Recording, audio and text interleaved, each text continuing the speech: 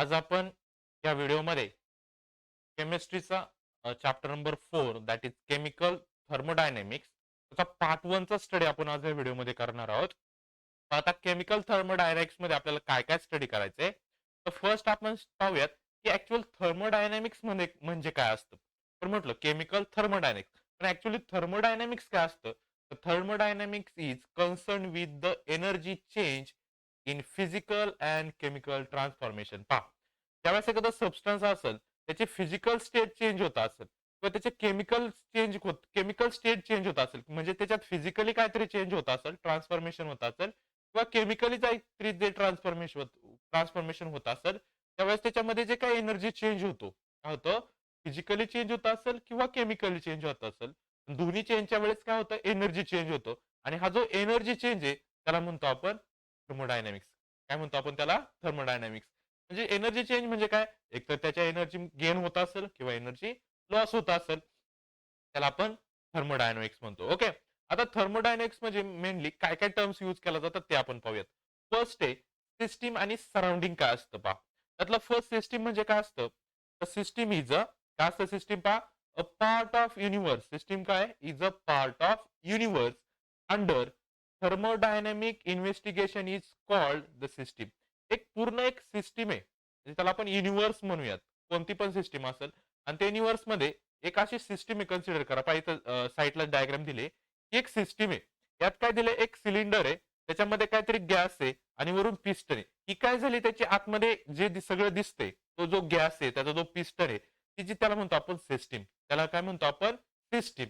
आणि सराउंडिंग म्हणजे काय, त्याचा जर आतमधला जो गॅस सोडला, बरोबर, तो गॅस आपण गॅस किंवा जो पिस्टन हे जर सोडून जे बाकीचं राहतं म्हणजे काय, all other parts of universe outside the system.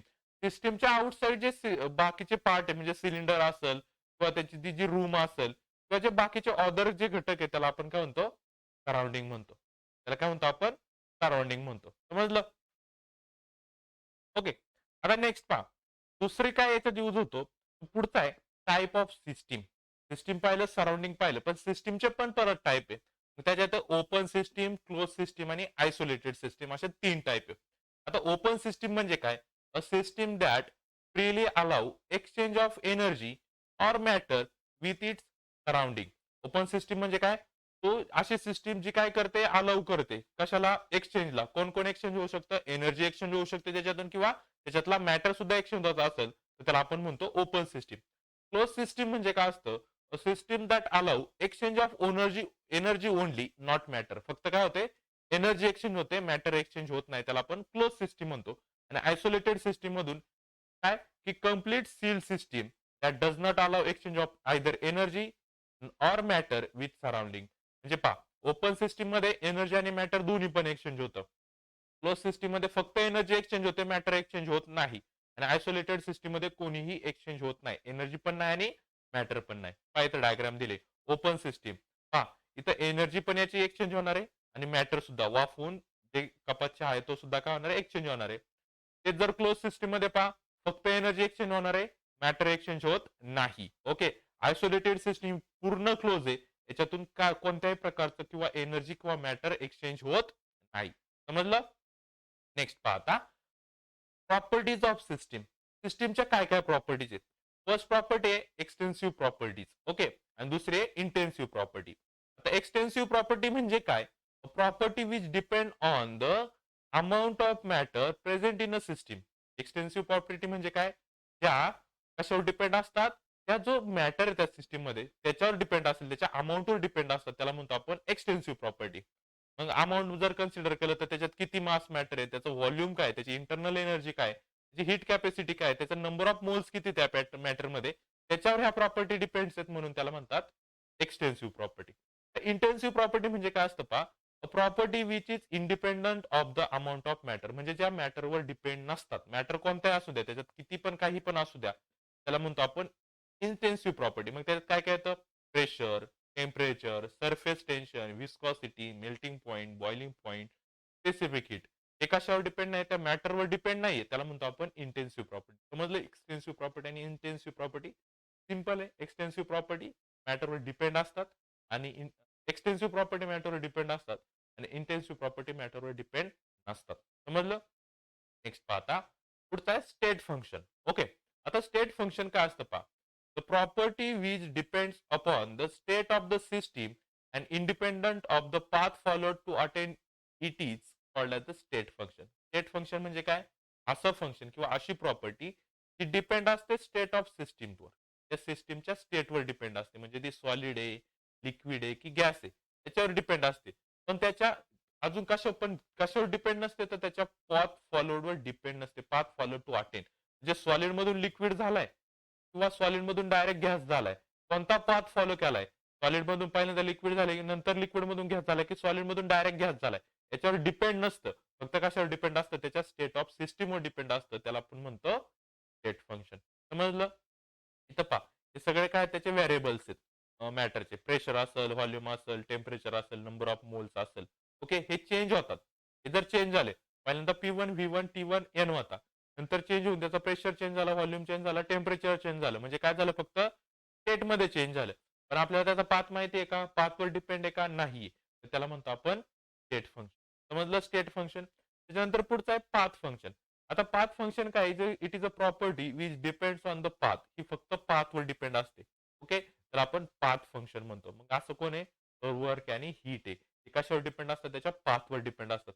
ते सॉलिड मधून पहिल्यांदा लिक्विड झालं, मग लिक्विड मधून गॅस झाले, सॉलिड मधून डायरेक्ट गॅस झाले. या पाथवर जे डिपेंड असतं त्याला आपण म्हणतो पाथ फंक्शन. ओके, त्यानंतर पुढचा एक लास्ट याच्यातला प्रोसेस अँड इट्स टाईप. हा, a transition from one equilibrium state to another is called the process. Process म्हणजे काय असतं? एका इक्विलिब्रियम कंडिशन मधून दुसऱ्या इक्विलिब्रियम कंडिशन मध्ये जाणे, त्याला आपण काय म्हणतो? प्रोसेस म्हणतो. समजलं? Is process in which thermodynamic state of system is change. याच्यात काय होतं? थर्मोडायनामिक स्टेट काय होतात? चेंज होतात सिस्टीमच्या. सॉलिड लिक्विड जसं आपण गॅस म्हणतो तशा त्याच्या सिस्टीमच्या स्टेट काय होतात? चेंज होतात. त्याला आपण प्रोसेस म्हणतो. ओके, एक्झाम्पल आहे पहा. Water filled in vessel then boil in it system. हा, वॉटरला काय केलं? व्हेसलमध्ये जे वॉटर आहे त्याला काय केलं आपण? बॉईल केलं. वॉटर पहिल्यांदा लिक्विड फेज मध्ये होतं. बॉईल केल्याच्या नंतर ते काय होणार आहे? गॅसेस फेज मध्ये जाणार. म्हणजे काय झालं? त्याचे चेंज झाल्या, स्टेट काय झाल्या? चेंज झाल्या. त्याला आपण काय म्हणतो? प्रोसेस म्हणतो. समजलं? याच्यात कोण कोण येतं? तर याच्यात काय काय यूज करून आपण स्टेट चेंज करू शकतो? तर टेम्परेचर असेल, प्रेशर असेल किंवा व्हॉल्यूम असेल, हे चेंज झालं तर त्यालाच आपण काय म्हणतो? प्रोसेस म्हणतो. समजलं? त्याचे टाइप्स कोणते आहेत पहा. फर्स्ट टाइप आहे आयसोथर्मल प्रोसेस. सेकंड टाइप आहे आयसोबेरिक प्रोसेस आणि आयसोक्रोनिक प्रोसेस. पुढे पण येत आपल्याला ॲडियाबॅटिक प्रोसेस ही एक आहे. बरोबर? पहा, आयसोथर्मल प्रोसेस म्हणजे काय असतं पहा. शॉर्ट मध्ये लक्षात ठेवायचं. काय आयसोथर्मल म्हणजे काय? Temperature is equal to zero. Isothermal म्हणजे टेम्परेचर काय असतं? झिरो असतं. टेम्परेचर जर झिरो असेल तर त्याची इंटरनल एनर्जी सुद्धा झिरो असते. लक्षात ठेवायचं. काय? If temperature is equal to zero, internal energy आपण यू ने दाखवतो ती सुद्धा काय असते? झिरो असते. पहा, is the process in which temperature of a system remains constant throughout the transformation. तर ट्रान्सफॉर्मेशन होताना टेम्परेचर काय राहतं? कॉन्स्टंट राहतं. त्याला म्हणतो आपण आयसोथर्मल प्रोसेस. समजलं आयसोथर्मल प्रोसेस काय असतं पहा. In such process heat flows from the system to surrounding and vice versa. System आतमध्ये सिस्टीम असते, त्या बाहेर सराउंडिंग असते, त्याच्यातून काय होतं? हीट फ्लो होतो. सिस्टीम मधून सराउंडिंग मध्ये जाईल किंवा सराउंडिंग मधून काय येईल? सिस्टीम मध्ये येईल. हे होत असताना टेम्परेचर काय राहतं? कॉन्स्टंट राहतं. तर टेम्परेचर कॉन्स्टंट असेल तर इंटरनल एनर्जी सुद्धा काय असते? कॉन्स्टंट असते. समजलं आयसोथर्मल प्रोसेस? त्यानंतर आयसोबॅरिक प्रोसेस. बॅरिक म्हटलं की प्रेशर. इथं काय होतं? प्रेशर कॉन्स्टंट राहतो. In isobaric process the pressure remains constant during the transformation. Isothermal मध्ये टेम्परेचर कॉन्स्टंट, आयसोबॅरिक मध्ये प्रेशर कॉन्स्टंट. समजलं? आयसोकोरिक प्रोसेस म्हणजे काय? It is the process during which volume of the system remains constant during the transformation. पहा किती simple लक्षात ठेवायला. Isothermal delta T equal to zero, temperature constant. आयसोबेरिक delta P equal to zero, pressure constant. Isochoric volume is equal to zero म्हणजे volume constant. समजलंय हे तिन्ही पण? नंतर पुढचं आहे ॲडियाबॅटिक प्रोसेस. आता यातमध्ये काय होतं पहा. Process in which there is a no exchange of heat between system and surrounding. हे जे तीन होतं, आयसोथर्मल, आयसोबेरिक आणि आयसोक्रोनिक, याच्यात हीट एक्सचेंज होत होती. आणि ॲडियाबॅटिक मध्ये सिस्टीम मधून सराउंडिंग मध्ये कोणती हीट एक्सचेंज होत नाही, त्याला आपण म्हणतो adiabatic process. Okay, adiabatic process मध्ये heat equal to zero, energy zero राहते. In adiabatic process process the system is completely isolated from the surrounding. Surrounding पासून आयसोलेटेड असतं. म्हणजे काय, सिस्टीम आणि सराउंडिंग मध्ये कोणत्याही टाईपचं हीट एक्सचेंज होत नाही, त्याला म्हणतो आपण आयसोलेटेड सिस्टीम. समजलं? हे होती एडियाबॅटिक प्रोसेस. ओके, नेक्स्ट पहा आता. पुढची आहे रिव्हर्सिबल प्रोसेस. ओके, आता रिव्हर्सिबल प्रोसेस म्हणजे काय, consider a gas enclose in a cylinder. पहा, हा एक सिलेंडर आहे, त्यात गॅस आहे आणि फिटेड केला याला पिस्टन, वरून काय बसवलंय, याला मुव्हेबल पिस्टन बसवलंय. ओके, असं कन्सिडर करा, एक सिस्टीम आहे. Okay, let the external pressure be P external. याच्यावर आपण बाहेरून पहा, पिस्टनला बाहेरून प्रेशर लावला, कोणता, एक्सटर्नल प्रेशर, असं कन्सिडर करा. आणि याचा आतमध्ये पण गॅसचा काहीतरी प्रेशर असणार आहे ना, P. Okay, on the outer surface of the piston is set to be equal to the pressure P of the gas. आणि असा सेट केला की आतमधला प्रेशर पी इक्वल टू बाहेरचा प्रेशर पी एक्सटर्नल. दोन्ही कसे आहेत, सेम आहे. असं काय केलं आपण, सेट केलं. आता मग असं जर दोन्ही प्रेशर जर सेम असेल तर पिस्टन, तो जो आतमध्ये, तो एक्सपान्शन पण होणार नाही त्या गॅसचा आणि तो कॉम्प्रेस पण होणार नाही. कारण पिस्टन खाली पण जाणार नाही, वरती पण जाणार नाही. खाली गेला तर कॉम्प्रेशन होईल गॅसचं, वरती गेला तर एक्सपान्शन होईल. पण दोन्ही प्रेशर जर सेम असेल तरी तर कॉम्प्रेशन पण होणार नाही आणि एक्सपान्शन होणार नाही. A system is then said to be in a mechanical equilibrium with surrounding. म्हणजे सिस्टीम काय झाली, इक्विलिब्रियम पोझिशनला झाली. म्हणजे दोन्ही प्रेशर काय तिथं सेम आहेत. पिस्टनचा पण सेम आहे, आतमध्ये जो गॅस असतो त्याचा पण प्रेशर सेम आहे. जर आपण असं कन्सिडर केलं, काय पहा, काय केलं आपण, पी एक्सटर्नल इज रिड्यूस. म्हणजे काय केला, जो आउटर प्रेशर होता तो रिड्यूस केला. म्हणजे काय झाला, कमी झाला. इथं पहा, पी इज ग्रेटर दॅन काय होणार, पी एक्सटर्नल होणार. म्हणजे हा पिस्टन काय होणार आहे, वरच्या बाजूला जाणार आहे. आणि पिस्टन वरच्या बाजूला गेला तर गॅसचं काय झालं, एक्सपान्शन झालं. समजली पहिली कंडिशन, पाहिजे दिले गॅस टू एक्सपांड. दुसरी कंडिशन पहा, दुसऱ्या कंडिशनला काय केलं आपण, एक्सटर्नल प्रेशर जास्त घेतला आणि आतला प्रेशर काय झाला, कमी झाला. ओके, म्हणजे आतमध्ये जो गॅसचा प्रेशर होता तो लो झाला. पिस्टन काय होणार आहे, वरून खालच्या बाजूला हळूहळू स्लोली मूव्ह होणार आहे. त्यावेळेस जर मूव्ह झाला तर आतला गॅस काय होतो, कॉम्प्रेस होतो. गॅसचं काय होतं, कॉम्प्रेशन होतं. समजल्या दोन कंडिशन. फर्स्ट कंडिशनला जर दोन्ही प्रेशर इक्वल असेल तर त्याला म्हणतो आपण मेकॅनिकल इक्विलिब्रियम कंडिशन. सेकंड पोझिशनला जर आतला गॅसचा pressure P is greater than जर पी एक्सटर्नल झाला तर त्याला आपण म्हणतो गॅस काय झाला, एक्सपांड झाला. आणि थर्ड कंडिशन मध्ये काय झाला, जर एक्सटर्नल प्रेशर हा आतल्या गॅसच्या प्रेशरपेक्षा जास्त झाला तर त्याला आपण कॉम्प्रेशन म्हणतो. समजलं? आता ह्या याला रिव्हर्सिबल प्रोसेस म्हणतात. एकतर काय होणार आहे, वरून पिस्टन खाली येईल किंवा खालून वरती जाईल, म्हणून याला म्हणतात रिव्हर्सिबल प्रोसेस. ओके, याचे काय फीचर्स आहेत रिव्हर्सिबल प्रोसेसचे पहा. फर्स्ट आहे driving and opposing force differ by the infinitesimal amount. आता ड्रायव्हिंग फोर्स आणि एक्सटर्नल फोर्स माहिती आपल्याला, अपोजिंग फोर्स कोणता असतो. ड्रायव्हिंग फोर्स असणार आहे आपला पिस्टनचा, वरून येणारा एक्सटर्नल फोर्स, तो ड्रायव्हिंग फोर्स असतो. त्याला अपोज कोण करतोय, गॅसचा आतमधला प्रेशर अपोज करतो, त्याला आपण अपोजिंग फोर्स म्हणतो. ते असतात डिफर बाय इन्फिनाइटसिमल अमाऊंट. म्हणजे छोट्या अमाऊंटने काय असतात, एकमेकांपासून डिफरंट असतात ते.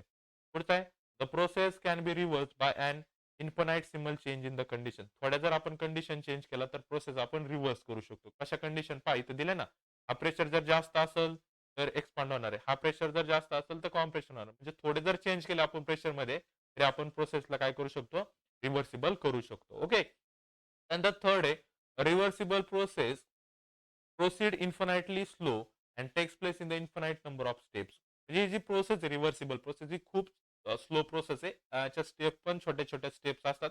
हा जो प्रेशर जो असतो, कोणता पण एक्सटर्नल असेल किंवा गॅसचा प्रेशर, हा लगेचच्या लगेच चेंज होत नाही. हा स्लोली स्लोली काय होत जातो, चेंज होत जातो. At the end of the every step of the process the system attain mechanical equilibrium with the surrounding. कोणत्या पण स्टेपला सिस्टीम काय करते, मेकॅनिकल इक्विलिब्रियम अटेन करते. म्हणजे अशी एक स्टेप येते जिथं दोन्ही प्रेशर काय होतात, सेम होतात. समजल्या? हे होते फीचर्स ऑफ रिव्हर्सिबल प्रोसेस. त्यानंतर पहा, हे झाल्या प्रोसेस सगळ्या. आपण 5 टाईपच्या प्रोसेस पाहिल्या. पहिली प्रोसेस आपण पाहिली होती आयसोथर्मल प्रोसेस, ज्याचं टेम्परेचर कॉन्स्टंट होतं. नंतर आयसोबेरिक प्रोसेस मध्ये प्रेशर कॉन्स्टंट होता. आयसोक्लोरिक प्रोसेस मध्ये व्हॉल्यूम कॉन्स्टंट होतं. ॲडियाबॅटिक प्रोसेस म्हणजे काय असतं, की ज्याच्यात कोणती हीट एक्सचेंज होत नाही सिस्टीम आणि सराउंडिंग मध्ये. आणि एक पाहिली आपण रिव्हर्सिबल प्रोसेसच्या, ह्या 3 कंडिशन पाहिल्या. आता पाहायचं आपल्याला nature of heat and work. बरोबर, त्यातलं पहिलं पाहूयात नेचर ऑफ वर्क काय. आता नेचर ऑफ वर्क आपण रिप्रेझेंट करतो डब्ल्यू नी.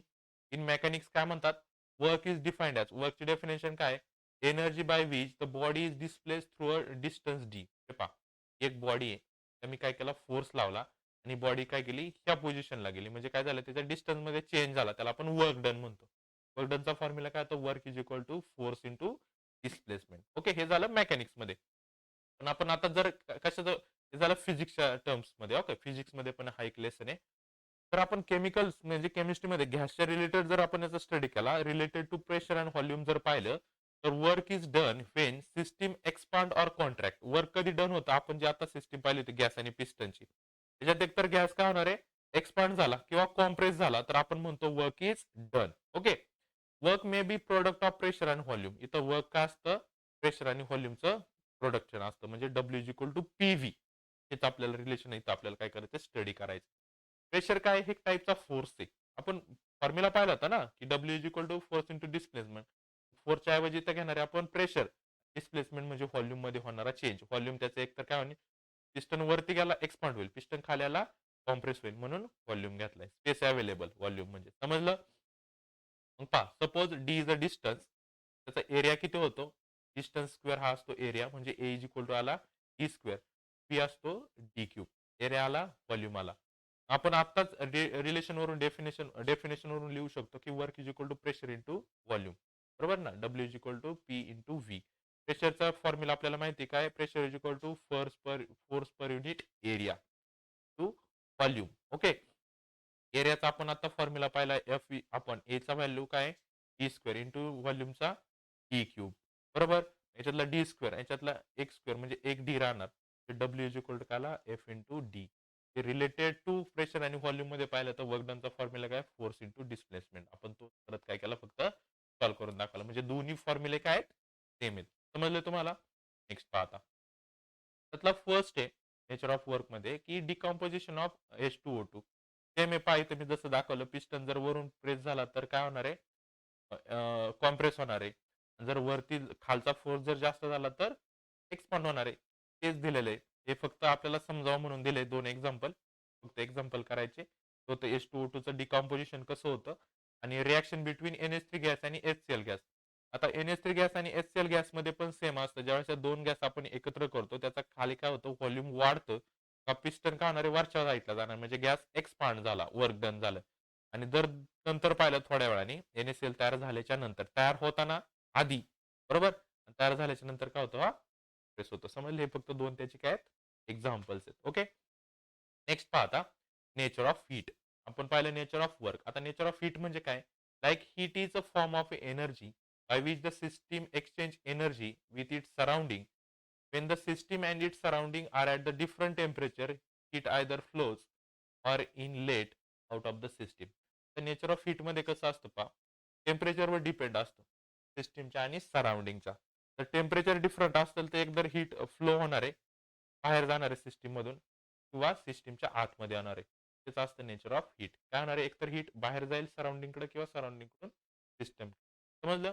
आता हीट बाहेर जाणार आहे किंवा आतमध्ये येणार आहे, त्याच्यावर त्याचे साइन कन्व्हेन्शन ठरलेले असतात. ओके, साइन कन्व्हेन्शन पहा, डायरेक्ट आपण डायग्राम मध्ये पण पाहू शकतो. त्याच्यात लक्षात ठेवा, प्लस क्यू आला दिले पहा, ते दिसते ना डायग्राम पहा. प्लस क्यू म्हणजे हीट काय झाली, ऍब्सॉर्ब झाली. सिस्टीमने हीट जर ऍब्सॉर्ब केली तर आपण प्लस क्यू ने दाखवणार आहे. पण सिस्टीम मधून हीट जर बाहेर गेली तर मायनस क्यू. पहा, सिस्टीमच्या आतमध्ये हीट आली तर प्लस क्यू, बरोबर, आणि सिस्टीम मधून बाहेर हीट गेली तर मायनस क्यू. झालं हीटचं. सेम तसंच वर्कचं पण असतं. सिस्टीमच्या आतमध्ये जर वर्क झालं, पहा, प्लस डब्ल्यू कधी दाखवतात, कधी work done on the system. सिस्टीमवर जर सराउंडिंगने वर्क केलं, म्हणजे सराउंडिंगचं वर आतमध्ये सिस्टीमवर झालं तर प्लस डब्ल्यू, सिस्टीमचं वर्क जर सराउंडिंग वर झालं तर मायनस डब्ल्यू. समजले हे साइन कन्व्हेन्शन. ओके, पुढे पाहता, expansion for pressure volume work. आपल्याला पीव्हीचा फॉर्म्युला तयार करायचा आहे. ओके, पहा, consider certain amount of gas enclose in a cylinder with pressure P. या सिस्टीमच्या आतमध्ये आपण काहीतरी गॅस प्रेशर पी ने काय केला, एनक्लोज करून ठेवलाय. Cylinder having the piston having movable and massless condition. तुमचा हा जो पिस्टन आहे हा कसा आहे, मुव्हेबल आहे. ओके, तिथं पहा, ही स्टार्टिंगची कंडिशन असणार आहे, पिस्टन स्टार्टिंगला इथं असणार आहे. त्याच्यानंतर आतला प्रेशर वाढल्याच्या नंतर पिस्टन ह्या पोझिशनला गेला. या दोन्ही मधलं डिस्टन्स डी दिले. ओके, V1 असणार आहे व्हॉल्यूम ऑफ गॅस, त्याचं टेम्परेचर टी असणार आहे. Okay, suppose gas pushes piston, म्हणजे पहिल्यांदा पिस्टन ह्या पोझिशनला होता, पण गॅसने काय केलं, त्याला वरती पुश केला. That is gas is oppose to the pressure applied by surrounding. म्हणजे काय होणार इथं, तर पी इक्वल टू येणार आहे आपला मायनस पी एक्सटर्नल. आता इथं मायनस का घेतलाय तर काय होतो त्याच्या अपोजिट डायरेक्शनला काय होतं वरून पिस्टन खालच्या डायरेक्शनला यायला पाहिजे होता पण गॅस त्याला काय करतो अपोज करतोय ना अपोज करतो म्हणून इथं साईन काय घेतला आपण मायनस घेतले समजलं आपल्याला काय फॉर्म्युला माहिती आहेत प्रेशरचा फॉर्म्युला आहे force per unit area equal to F of one A त्याच्यावर आपण एफ ची व्हॅल्यू काढली हा ए डिवाइड होता पी ला मल्टिप्लाय झाला एफ इक्वल टू काय आला पी इंटू ए आला ओके तर पी ची व्हॅल्यू आपण इथं पाहिली पी इक्वल टू काय मायनस पी एक्सटर्नल ती व्हॅल्यू फक्त इथं पुट केली पी च्या ऐवजी मायनस पी इंटरनल इथपर्यंत समजलं नेक्स्ट पाहता म्हणजे आपल्याला फोर्सचा व्हॅल्यू भेटली काय force equal to minus P into A भेटला आपल्याला इक्वेशन नंबर 1 आता नेक्स्ट पहा तो डिस्टन्स डी ने काय झाला डिस्प्लेस झालाय पिस्टन ओके इथे लिहिणार आहे distance D D covered by the piston पिस्टनने जागा जी त्याची चेंज केली ती वर्कडनचा आपण मगाशी फॉर्म्युला पाहिलाय फोर्स इंटू डिस्प्लेसमेंट हा वर्कडनचा फॉर्म्युला असतो ओके मग पहा इथं इफ एफ ची जी व्हॅल्यू ती इथं पुट करणार आहे फ्रॉम इक्वेशन 1 डब्ल्यू काय होणार इथं पहा एफ ची व्हॅल्यू काय minus P external in A into D झाला वर्कडनचा फॉर्म्युला हे आपल्याला सेकंड नंबरचं इक्वेशन दोन इक्वेशन भेटली एक फोरचं equation minus P into A आणि वर्क डनचं equation minus P into A into D आता in similar way change in volume आता पहा गॅस इथं व्हॉल्यूम चेंज होणार ना स्पेस वाढणार ना पिस्टन वरती गेल्यावर किती व्हॉल्यूम चेंज होते तर त्याचा एरिया इंटू डिस्प्लेसमेंट हा व्हॉल्यूमचा फॉर्म्युला आहे म्हणजे पहा आपल्याला डी फी इक्वल टू काय भेटला ए इंटू डी हा एक फॉर्म्युला भेटला बरोबर पण आपल्याकडे पहा वर्क डनचा फॉर्म्युला काय होता minus P extern into A into D होता त्या ए इंटू डीच्या ऐवजी डेल्टा व्ही पुट करा आपल्याला टोटल वर्क डन भेटणार आपलं काय minus P external into delta V झालं आपलं वर्क डन कळलंय कसं वर्क डन फाइंड केलंय पहा पहिल्यांदा प्रेशरचा फॉर्म्युला घेतला त्याच्यात व्हॅल्यू पुट केल्या फोर्सची व्हॅल्यू काढली फोर्सच्या व्हॅल्यू काढल्याच्या नंतर आपण वर्क डनची व्हॅल्यू काढली आणि वर्क डनच्या व्हॅल्यू मध्ये फक्त डेल्टा व्ही केलाय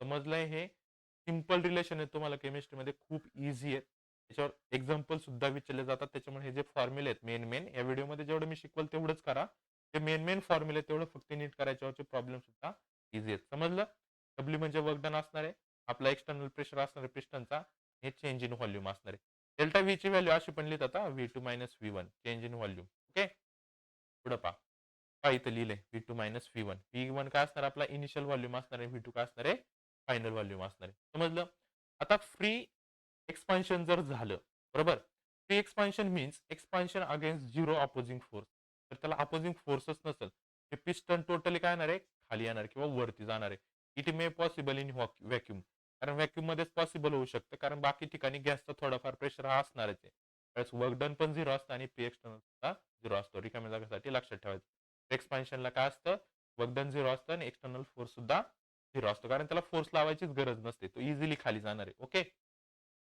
आता याचे युनिट्स आहेत नीट लक्षात ठेवा एनर्जी आणि वर्कचं युनिट काय तर 1 जूल म्हणजे किती असतं 1 kilogram metre square second square म्हणजेच 1 पास्कल किलोग्राम पर मीटर म्हणजे पास्कल प्रेशर आणि 1 पास्कल म्हणजे 1 kg per minute per second समजलं हे फक्त प्रेशरचे युनिट्स आहेत सिंपल लक्षात ठेवा कन्व्हर्जनसाठी 1 बार म्हणजे 10⁵ पास्कल प्रेशर असतो नीट वाचा आपला असतो 100 जूल ओके नेक्स्ट पाहता कॉन्सेप्ट ऑफ मॅक्झिमम वर्क आता मॅक्झिमम वर्क किती डन होणार आहे त्याच्यावर जास्तीत जास्त किती वर्क डन होऊ शकतं त्या सिस्टीम मध्ये तर काय difference between P and P external is DP पहा डेल्टा पी काय असतो तर आतला प्रेशर आणि जो बाहेरचा एक्सटर्नल प्रेशर याच्यामधला डिफरन्स तो असतो डेल्टा पी ओके मग डेल्टा पी ची व्हॅल्यू आपण इथे घेतली पी मायनस पी एक्सटर्नल घेतली त्याच्यावर पी एक्सटर्नल ची व्हॅल्यू काढू शकतो आपण पहा कशी काढणार आहे हा पी इकडून मायनस होणार म्हणजे काय होणार आहे delta P minus P equal to minus P external होणार ओके साइन चेंज करा सगळ्याचे इथं होणार आहे minus delta P plus P equal to P external याला फक्त हिट करून लिहा P external is equal to काय होणार आहे पी मायनस डेल्टा आली ही पी एक्सटर्नलची व्हॅल्यू काय पी मायनस डेल्टा पी आणि आपल्याला आता आपण फॉर्म्युला फाइंड केला वर्क डनचा काय minus P external is equal to delta V P एक्सटर्नलच्या ऐवजी ही व्हॅल्यू टाका ही आलं आपलं मॅक्झिमम वर्क समजलं हा मॅक्झिमम वर्क किती होऊ शकतं दोन्ही मधला डिफरन्स काढून डेल्टा व्हीने त्याला मल्टिप्लाय केलं तर आपल्याला मॅक्झिमम वर्क भेटतं समजला हा कन्सेप्ट ऑफ मॅक्झिमम वर्कचा फक्त पी एक्सटर्नलची व्हॅल्यू आपल्याला इथं पुट करायची होती त्यानंतर पुढचं आहे एक्सप्रेशन फॉर मॅक्झिमम वर्क हे झालं सिम्पल आता हे कसं आलं याचं एक्सप्रेशन काय ते पाहूयात हे विचारलं जातं ते काही कंडिशन दिल्यात म्हणजे पिस्टन जसं नाही का मी सांगितलं की स्लो प्रोसेस असते पिस्टन्स हळूहळू काय होणार आहे वर स्टेप बाय स्टेप काय होणार आहे चेंज होत जाणार आहे ओके त्यातला एन म्हणजे असणार आहे आपला mole of ideal gas enclose in cylinder. सिलेंडरमध्ये काहीतरी एन मोल ऑफ गॅस काय केला, एनक्लोज केला आपण. V1 V2 आपल्याला माहिती इनिशियल आणि फायनल व्हॅल्यू असतं आणि टी काय असतो आपला टेम्परेचर. ओके. आता to work on piston P external must be smaller than P. हा, तर पिस्टनला काय करायचं आपल्याला, मूव्ह करायचं असेल वरच्या बाजूला. हा, पिस्टन वरच्या बाजूला मूव्ह होतोय ना, म्हणजे खालच्या प्रेशरची व्हॅल्यू ही बाहेरच्या एक्सटर्नल प्रेशरपेक्षा जास्त पाहिजे. तेच लिहिलं इथं. एक्सटर्नल मस्ट बी स्मॉलर पाहिजे. ओके, मग त्यावेळेस चेंज होणाऱ्या व्हॉल्यूम मध्ये डीव्ही हे स्मॉल व्हॉल्यूम घेतला आपण. छोटा छोटा चेंज होत जातो ना स्टेप बाय स्टेप, म्हणून स्मॉल व्हॉल्यूम डीव्ही घेतला आणि प्रेशर पण हळूहळू वाढत जाणार, तो डीपी घेतलाय. Okay. For infinitesimal volume आपल्याकडे वर्कडनचा फॉर्म्युला आहे डी डब्ल्यू इक्वल टू काय minus P external to DV हा आपल्याकडे फॉर्म्युला आहे. आता इथं पहा डीडब्ल्यू ची व्हॅल्यू आपण आता फाइंड केली. इथं डीडब्ल्यू ची इक्वल टू काय आलाय मायनस पी डीव्ही ही व्हॅल्यू फक्त आपल्याला इथं पुट करायची आहे पहा. आणि आपल्याकडे एक डीपी ची व्हॅल्यू पण आहे. ठीक आहे, इक्वेशन झालं. डीपी म्हणजे delta P change in pressure आपण आताच फाइंड केलं काय पी मायनस पी एक्सटर्नल ही एक व्हॅल्यू आपल्याकडे. त्याच्यावर आपण पी एक्सटर्नलची एक व्हॅल्यू काढली होती काय P external equal to P minus DP. त्या दोन व्हॅल्यू ह्या आपल्याला काय करायची तर पुट करायची पी एक्सटर्नल मध्ये कशाची value P minus DP. From equation 1 W is equal to P external मध्ये आपण व्हॅल्यू पुट करायची मायनस पी एक्सटर्नल डीव्ही. त्याच्यात व्हॅल्यू पुट केली काय व्हॅल्यू होती आपली formula minus P minus DP into DV. पहा एक्सटर्नलची व्हॅल्यू आपण जी फाइंड केली होती एक्सटर्नल पी मायनस डीपी ही व्हॅल्यू आपण इथं काय केली पुट केली. Minus sign as it is एक्सटर्नलची व्हॅल्यू इथं फक्त पुट केली. ओके. मग डब्ल्यू इज इक्वल टू पहा मायनस साईन जर मल्टिप्लाय केलं आणि डीव्हीने पण मल्टिप्लाय केलं तर पी इंटू डीव्ही त्याला minus sign minus P DV minus minus plus DP into DV. Okay. आता इथं डीपी इक्वल टू डीव्ही काय असणार आहे झिरो असणार आहे का, कारण हा खूप छोटा आहे. कारण आपण आताच पाहिलं की खूप कमी प्रमाणात प्रेशर आणि खूप छोटं व्हॉल्यूम काय होणार त्याच्यावर अप्लाय होणार, म्हणून ती व्हॅल्यू काय झाली झिरो झाली. ओके. इथपर्यंत हे कळलं ना काय केलं आपण इथं फक्त व्हॅल्यू पुट केली. पहा आपला फॉर्म्युला होता आधीच आपल्याकडं. ओके. फॉर्म्युल्यामध्ये काय केलं आपण फक्त पी एक्सटर्नल ची व्हॅल्यू पुट केली. पहा काय फॉर्म्युला होता की D W equal to minus P external into DV. P external ची व्हॅल्यू पुट करा. पी एक्सटर्नल ची व्हॅल्यू काय होती पी मायनस टीपी ही व्हॅल्यू होती. व्हॅल्यू पुट करून फक्त मल्टिप्लाय करून ही व्हॅल्यू भेटली आपल्याला. आणि डीपी इंटू डीव्हीला झिरो का घेतला, कारण हा खूप छोटा चेंज आहे, खूप हळू चेंज होतो, स्लोली चेंज होतो, म्हणून त्याला झिरो घेतला. आपल्याला त्याच्यावर काय भेटलं D W equal to minus P DV भेटलं आपल्याला एक इक्वेशन. सेकंड इक्वेशन आता पुढे पहा. फॉर आयडियल गॅस इक्वेशन आपल्याला माहिती असतं काय पीव्ही इक्वल टू एनआरटी हे आपलं आयडियल गॅस इक्वेशन आहे. ओके. आपल्याला मॅक्झिमम वर्क काढायचे ते चेंज इन व्हॉल्यूम आहे ना इथं, म्हणजे इथं काय करणार त्याचं इंटिग्रेशन टाकणार आहे. काय इंटिग्रेशन टाकणार आहे इंटिग्रेशन V1 टू V2 आपण पुट करणार आहे. इथे एन आर टी आणि इंटिग्रेशन कॉन्स्टंट काय घेणार आहे डीव्ही आपण टी घेतलाय. ओके. हा हे कॉन्स्टंट आहे काय एनआरटी कॉन्स्टंट इथे मायनस साइन कडे घेतलं बाहेर. ओके. इथं फक्त काय करायचं आपल्याला इंटिग्रेशन पुट करायचं. पहा मायनस एन आर टी बाहेर घेतलं integration of V1 to V2 integration कोणाचं घ्यायचे डीव्ही आपण टीचं घ्यायचे. ओके. मग पहा कसं घेतात त्याचं integration minus N R T हा कॉन्स्टंट ॲज इट इज याचं इंटिग्रेशन डीव्ही आपण व्हीचं इंटिग्रेशन येतं V volume V1 to V2 आपल्याला व्हॅल्यू इथं पुट करायच्यात फक्त minus N R T value जर आपण पुट केला तर काय येणार आहे अप्पर मायनस लोअर करतो. ओके. म्हणजेच काय आणि हे लॉग असता इन म्हणजे लॉग. ओके. लॉग कारण याचं इंटिग्रेशन करते लॉग व्ही आलं याचं इंटिग्रेशन इन म्हणजे लॉग आहे काय असते लॉग व्ही आलं याचं इंटिग्रेशन V1 टू V2 तर व्हॅल्यू फक्त आपल्याला पुट करायच्या होत्या. व्हॅल्यू कशा पुट केल्या log V2 minus log V1. Okay. लॉगचा रूल आहे मायनस असेल तर डिव्हिजन करतात, इथं डिव्हिजन करा काय येणार आहे log of V2 upon V1 आणि लॉग याचं काय केलं पहा इथं ही व्हॅल्यू पुट केली कशाची एन ची व्हॅल्यू पुट केली. काय आली ती -2.303 एनआरटी ॲज इट इज आणि ह्या इनला लॉग 10 मध्ये कन्वर्ट करताना ह्या व्हॅल्यूने मल्टिप्लाय करतात. त्याला log to the base 10 V2 upon V1 समजलं. हे होतं एक्सप्रेशन कशासाठीचं मॅक्झिमम वर्कसाठीचं एक्सप्रेशन आहे. खूप इझी आहे. 2-3 वेळा फक्त त्याला रिवाइज करा तुम्हाला हे एक्सप्रेशन इझिली समजून जाईल. काय केलं फक्त इंटिग्रेशन घेतले. त्याच्या इंटिग्रेशनचा प्रॉब्लेम आहे फक्त पहा ही व्ही आपण व्ही होतं ना त्याचं इंटिग्रेशन येतं लॉग ऑफ येतं इंटिग्रेशन आणि ही जी हा कॉन्स्टंटची व्हॅल्यू -2.03 आपण काय केलं इथं पहा आपण ही चेंज केले ना हा जो लॉग होता त्याला लॉग टू द बेस 10 मध्ये कन्वर्ट केलं. कन्वर्ट करण्यासाठी आपल्याला ह्या व्हॅल्यूने मल्टिप्लाय करावं लागतं. हे होतं आपलं एक्सप्रेशन फॉर मॅक्झिमम वर्क. समजलं? आता आता हे झालं वर्कसाठीचं. पण कशासाठी होतं? व्हॉल्यूमसाठी. पण जर याचा प्रेशर कॉन्स्टंट असेल, टेम्परेचर ॲट कॉन्स्टंट टेम्परेचर हे दोन्ही सेम असणार आहे. काय? P1 V1 इक्वल टू काय असणार आहे? P2 V2. दोन्ही सिस्टीमचं टेम्परेचर काय असणार आहे? प्रेशर आणि टेम्परेचर कॉन्स्टंट असेल तर व्हॅल्यू इक्वल असणार आहे. याला जर एक्सचेंज केलं तर काय होणार आहे? पहा V2 upon V1 equal to V2 upon P1. Exchange केलं. V2 अपॉन V1 ला रिप्लेस करा तिथं. मग W max ची व्हॅल्यू काय येणार आहे पहा इथं. तिथं व्हॉल्यूम होतं. तिथं काय येणार फक्त प्रेशर येणार आहे. हा फॉर्म्युला आहे व्हॉल्यूमसाठीचा आणि हा फॉर्म्युला आहे प्रेशरसाठीचा. चेंज काय फक्त P1 अपॉन P2 आणि व्हॉल्यूम असेल तर V2 अपॉन V1. हा इथं चेंज करशाल तुम्ही P2 अपॉन P1 करशाल हे चुकीचं आहे. काय असतो हा P1 अपॉन P2 असतो. समजलं? सेम ॲज इट इज तसंच. ओके. फक्त रिप्लेस काय करायचं आहे? तो V2 अपॉन V1 आपण आता सॉल्व्ह केलं ना इक्वल टू काय आला होता? P1 अपॉन P2 आला होता आपलं. अपॉन P1 नाही. काय? P1 अपॉन P2 आला होता. तर V1 अपॉन V2 च्या ऐवजी फक्त P1 अपॉन P2 पुट करा. प्रेशरसाठी येईल. समजलंय? तो फॉर्म्युला आता आधीचा होता व्हॉल्यूमसाठी. ओके इथपर्यंत कळलं? नेक्स्ट पहा आता इंटरनल एनर्जी काय असतं? आता इंटरनल एनर्जी म्हणजे काय असतं पहा? Each and every molecule consist of a some amount of energy. हे तर माहिती आहे. किती पण छोटा मॉलिक्यूल घ्या किंवा मोठा मॉलिक्यूल घ्या. त्याच्यात काय असते? काही ना काही प्रमाणात इंटरनल त्याची एनर्जी असते. Okay. Any object is made with some molecules and particles. प्रत्येक जो ऑब्जेक्ट असतो हा कशाचा बनलेला असतो? छोटे छोटे मॉलिक्युल्स किंवा पार्टिकल्स एकत्र आल्यावर ऑब्जेक्ट बनतो. मॉलिक्युल किंवा पार्टिकलला एनर्जी असेल तर या ऑब्जेक्टला सुद्धा काय असते? एनर्जी असते. कारण त्याच्या आतमध्ये काय आहेत? सगळे मॉलिक्युल्स आणि पार्टिकल्स आहेत. Total amount of energy associated with molecules in an object is nothing but internal energy. Internal energy म्हणजे काय असतं? The amount of energy associated with molecule in an object. त्या ऑब्जेक्टमध्ये जे मॉलिक्युल्स आहे त्याच्यामध्ये जी काय असोसिएटेड एनर्जी त्याची त्यालाच आपण काय म्हणतो? इंटरनल एनर्जी म्हणतो त्या ऑब्जेक्टची. समजलं? आणि आपण इंटरनल एनर्जीला डिनोट करतो यू ने. ओके. मग आपल्याला जर चेंज इन इंटरनल एनर्जी काढायची असेल तर change in internal energy delta U equal to असतो Q2 मायनस Q1 म्हणजे final internal energy minus initial internal energy. U1 असणार आहे आपला इनिशियल, U2 असतो आपला फायनल. समजलं? Transfer of energy from system or to the system. Energy system मधून बाहेर गेली किंवा सिस्टीमच्या आतमध्ये एनर्जी आली त्याला आपण चेंज इन इंटरनल एनर्जी काय म्हणतो? Change in internal. सिस्टीम मधून एनर्जी बाहेर जाऊ किंवा आतमधून सिस्टीम मध्ये एनर्जी येऊ याला म्हणतो आपण चेंज इन इंटरनल. समजलं? म्हणजे एनर्जीच्या लेवलमध्ये काय होणार आहे पहा. सिस्टीम मधून बाहेर एनर्जी गेली तर इंटरनल एनर्जी कमी होणार आहे. सिस्टीमच्या आतमध्ये इंटरनल एनर्जी आली तर इंटरनल एनर्जी काय होणार आहे? वाढणार आहे. याला म्हणतो आपण चेंज इन इंटरनल एनर्जी. समजलं इंटरनल एनर्जी? हां.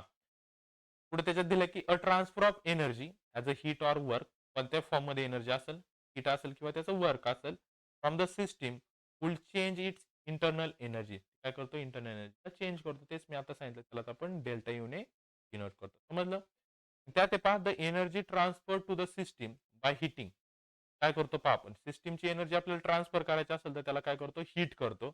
Or performing work on it added to the system. Energy काय होते? सिस्टीमला ॲड होते. Energy transfer from the system by cooling. Heat केली तर एनर्जी काय होते? त्याला ॲड होते. तर कूल केलं तर त्याची एनर्जी काय होते? ट्रान्सफर होते. Surrounding is remove from the system. System मधून एनर्जी सराउंडिंगकडे रिमूव्ह होते. कधी? कूल केल्यावर. आणि हीट केलं तर सराउंडिंगची एनर्जी कुठे येते? सिस्टीमला येते. समजला हा इंटरनल एनर्जीचा कन्सेप्ट. व्हिडिओमध्ये आपण काय काय स्टडी केलंय पहा. स्टार्टिंगला आपण पाहिलं होतं की त्याचे कोणत्या टर्म्स यूज केल्या जातात थर्मोडायनामिक्समध्ये. सिस्टीम पाहिलं आपण, सराउंडिंग पाहिलं, टाइप्स ऑफ सिस्टीम पाहिलं, प्रॉपर्टीज पाहिल्या सिस्टीमची. ओके. त्याच्यानंतर आपण त्याच्या प्रोसेस पाहिलं. प्रोसेस काय असं 5 टाइपच्या प्रोसेस स्टडी केल्या. नेचर ऑफ वर्क पाहिलं. त्याचा फॉर्म्युला आपण डिराईव्ह केला. त्याच्यानंतर आपण नेचर ऑफ हीट फक्त सिंपल एक छोटा कन्सेप्ट आहे. साइन कन्व्हेन्शन स्टडी केले. त्यानंतर एक एक्सप्रेशन फाइंड केलं आपण पीव्हीचं काय असतं ते. एक्सप्रेशन नीट लक्षात ठेवा. ते वर्क डनसाठीचं. त्याच्यानंतर युनिट्स लक्षात ठेवा आणि हे जे मॅक्झिमम वर्कचा आपण कन्सेप्ट पाहिला तो एक लक्षात ठेवा आणि इंटरनल एनर्जी. ओके. मी जेवढं जेवढं फक्त याच्यात सांगाल तुम्हाला तेवढं केलं तरी खूप आहे. ओके. त्याच्यानंतरचा जो पार्ट आहे इंटरनल एनर्जीचा नंतरचा जो पार्ट आहे तो आपण नेक्स्ट व्हिडिओमध्ये